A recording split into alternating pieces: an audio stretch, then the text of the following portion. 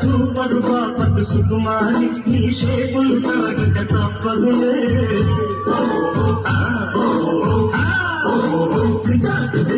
కాకరకాయల కమలాక్షి ఈ చేదుకు కొల్లని అమరుచియే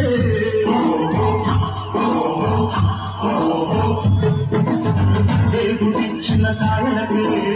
మనిషి పెంచెను పైరేటు ఇష్టజీవి సపాటు కష్టజీవికి కాపాటు